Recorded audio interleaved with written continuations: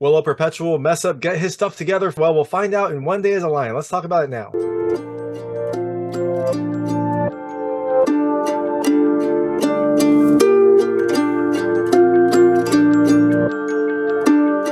Hey everyone, this is David Stark from Watch Your Pass, and I'm here to talk to you about One Day as a Lion, which is coming to theaters on April 4th, 2023, and digital and on demand on April 7th, 2023. It is a new kind of action comedy thriller from John Swab that has a great cast. And look, my hot take is I think you should watch it. This is kind of between a watch and a rent, but the more I thought about it, the more I just enjoyed the overall story. It is a well-done indie comedy drama with plenty going on, a fun cast, and a pretty satisfying ending. So I definitely think you should check it out when you can. It's coming to select theaters on April 4th, so it might not be playing near you, but it'll be coming to digital and on demand shortly after that. So that it'll be easy to see, and it definitely is a fun experience. So I'm gonna tell you a little more about the film, a few things I liked, a few things I didn't like, and briefly go into the ending. As you can imagine, there will be spoilers in the ending section. If you don't want to know what happens in this film, I would turn it off when I get to the ending section, but I will be clear when that happens, and I'll keep it vague up until then. So in One Day as a Lion, you have Jackie Powers, played by Scott Caan, who has to essentially perform a hit in order to get some money to help his family. And he is not a hitman. He is not a good hitman.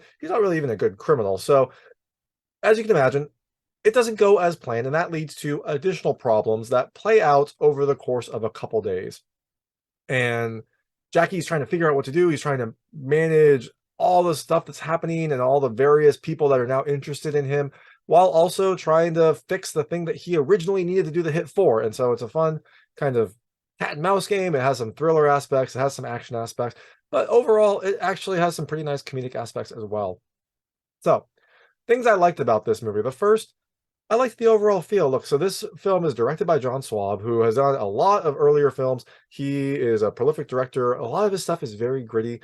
This film is very different, and that is possibly because it is written by Scott Caan, and Scott Caan also stars. If you don't know who Scott Caan is, you do probably know him. He was in Varsity Blues. He's had a pretty long career. He has this kind of like nice ability to straddle both action and comedy aspects, and so this film has a very different feel than some of the previous John Swab movies have, and you get that right from the start. You know that this is going to be like a little bit more comedic, a little bit funnier, because it starts with this wonderful kind of bright music right before this scene that could be gritty, but it ends up not being, just because of the way that the actors are. And I just loved how this film felt like it had some gritty overtone and some thriller aspects, but through it all, it had a kind of brighter, nicer feel. It had like brighter colors.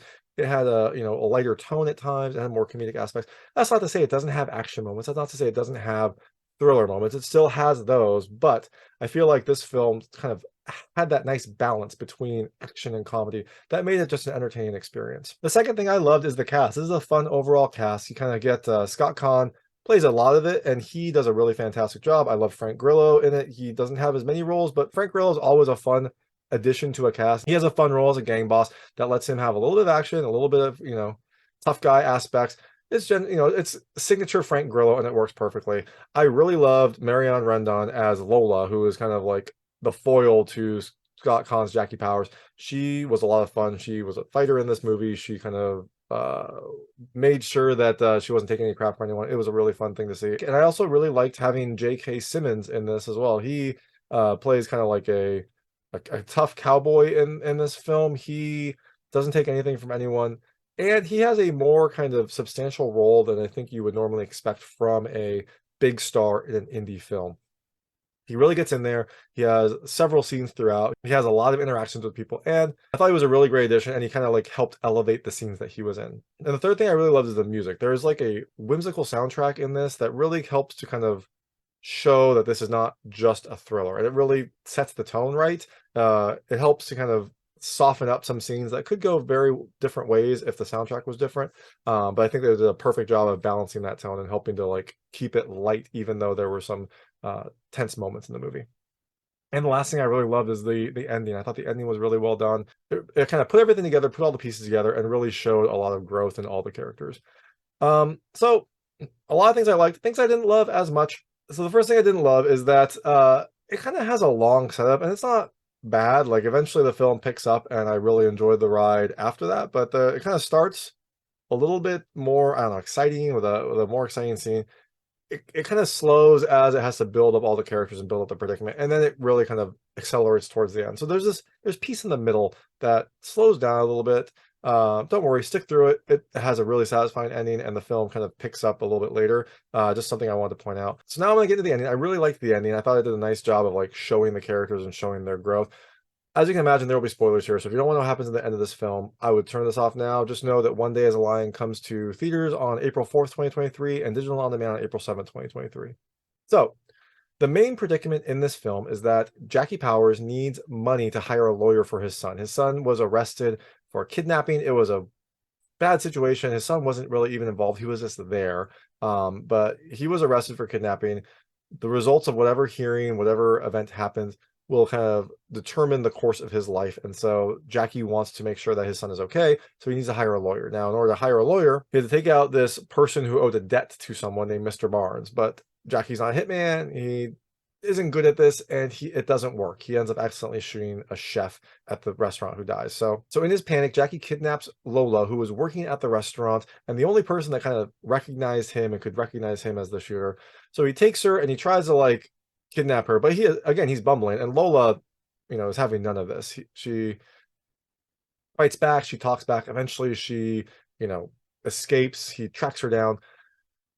And that's when he kind of like levels with her on what has happened. I think Lola takes pity on him. So she brings him to her house. Her mother is loaded. Her family has a lot of money. Lola doesn't, because she doesn't have any access to her mother's assets. But she comes up with a plan. She says, if we pretend to be married, then my mother will give me some money. I can go to, I think it was Costa Rica, somewhere that she had studied acting before, where she was very happy. And Jackie can get the money for his lawyer, and they'll both go their separate ways. So kind of a strange setup, kind of a long setup, but they finally come up with this plan. Now, as you can imagine, it doesn't go according to plan. It doesn't work out that well, but they kind of end up liking each other and power through it. And so through this all, you have Frank Grillo playing Polly, who was the person that originally took the hit out on Mr. Barnes. I think Mr. Barnes owed him money. He hadn't paid. Frank Grillo is trying to get that money back. And so Polly and Mr. Barnes have some back and forth where Polly's trying to intimidate Mr. Barnes into paying. And Mr. Barnes is an old man. He has been here for a long time. He is taking nothing from no one. And he basically tells Polly, no, like, I'll pay you back on my own time. So that leads to a little bit more friction, but also it's kind of a fun friction, because it's fun to see like tough guy Frank get like stood up by J.K. Simmons, essentially taking crap from no one. And so that was a fun kind of interchange to see. Polly's also trying to track down Jackie through Polly's henchman Dom, who like knows Jackie from way back in the days, because Jackie shot that chef at that initial encounter, and so someone has to pay for it. And Polly wants Jackie to turn himself in, so the heat will be off of them, and the police will stop asking questions. So through this all, somehow Jackie secures the lawyer, but he does so saying that he'll pay him by the end of the day. Unfortunately, he doesn't get the money to pay the lawyer. So the end of the day happens. Jackie's son's hearing is the next day, and it doesn't look like they're gonna get the money. Him and Lola kind of have a fight and go their separate ways, because Jackie's just upset that he didn't get the money, he didn't get the lawyer, and now he thinks his son is gonna have his life ruined. So come the day of the hearing, Jackie's son is there, and who shows up but Jackie in the suit that he had originally like borrowed from Lola. And he goes and like represents his son. He pretends to be a lawyer from the firm he was trying to hire, and actually does a pretty decent job of like talking to the judge, trying to like explain the situation. Jackie, as the lawyer, asks that his son be released into the custody of his mother, rather than go to prison during, until his hearing. So Jackie, as the lawyer, asks for his son to go to the custody of his mother while they wait for the hearing. So he doesn't have to spend any more time in prison. He doesn't have to have that. He wants to be released to the custody of his mother. And the judge is like, well, where is the mother? Like, we tried contacting her multiple times, and she didn't, she never responded. And that's when you see Lola walk in, and Lola steps in as the mother and kind of has this fantastic monologue that she talks about how, why she didn't do that. So what we find out before is that Lola is an actor. She studied acting in Costa Rica. That's why she wants to go back, but she never really got her career going. But there are flashes in here where you're like, okay, she actually seems like a pretty good actor. And this was one of them, when she has this monologue to the judge explaining the situation. So next we see Jackie and Lola and the son all released from prison. So it must have worked. He was released to the custody of his mother. everything seems to be fine. They talk about how they're going to go take a trip, maybe to Costa Rica, and they drive off. You think, okay, happy ending. Also, in the interim, the Polly and Mr. Barnes beef worked itself out through gunfire. All's well that ends well, and that side was done. It was actually a pretty good action scene. It had kind of a nice like hot start, and then more of like a standoff where Mr. Barnes, played by J.K. Simmons, and Polly, played by Frank Grillo, have this like this funny like back and forth between them that again straddles that line between like thriller and comedy. So overall, I thought that was a fun scene. But back to Jackie, Lola, and his son. They are driving back. Everything seems happy. Everything is bright. And then, boom, they get rear-ended. And you're like, what is going on? And out steps Dom with a gun pointed at Jackie. Polly had told Dom to take care of Jackie, either like make him confess or kill him, like just take care of him. So Dom has a gun to Jackie, and that's when his son steps out with a gun, points it at Dom, and Dom's like, "That's a it's a big it's a big thing you got there. Are you sure you can do it?" And his son pulls the trigger. They're like, "Okay, this now he's gonna really mess up his life." I thought it was gonna turn to like a tragedy because of that, but the trigger goes off. Nothing happens. There's no bullets in the gun. Earlier, Jackie had used the gun for his heist, but he only had a couple bullets, and so after he like shot his one bullet or two bullets, then there was nothing else. And again, like Jackie's a bad criminal. He didn't bring any extra bullets. He doesn't have any extra bullets. So the gun was just more of a prop throughout. So Dom like sees his son. I think if I remember right, Dom like tries to hit his son, and they fight back. And eventually, Dom has the gun, keyed on Jackie, and then he tells him like, "Make sure I never see you again." I think they had a history. They'd been friends before. I don't think Dom wanted to do this. Dom had actually brought Jackie in for this job because he knew he needed help. Jackie messed it up and caused a big headache for him. But I think Dom, and him are still kind of at least friends. So Dom says, "Make sure I never see you again," and he goes off. So all's well that ends well. Seems like maybe Jackie, Lola, and the son are going to be a family now. Probably somewhere else, but they'll be a family. Hopefully they go back for that hearing, though, because we don't want a warrant out for Jackie's son. But that is a problem for another day. This day, Jackie and Lola, I think, were both lions. So that is One Day as a Lion. It comes to theaters on April 4th, 2023, and digital on demand on April 7th, 2023. Like I said, I liked it a lot. I thought it had a nice tone. I thought it was a fun adventure. It had a slow start, but definitely picked up, and I really, really enjoyed the ending. There is also kind of a stinger I think it's either during the credits or after the credits.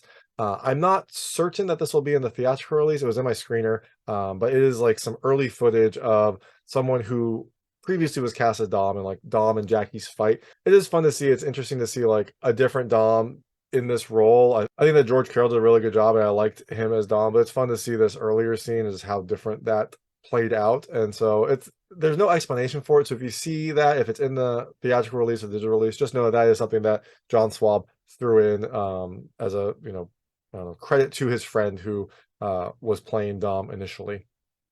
So that is One Day as a Lion.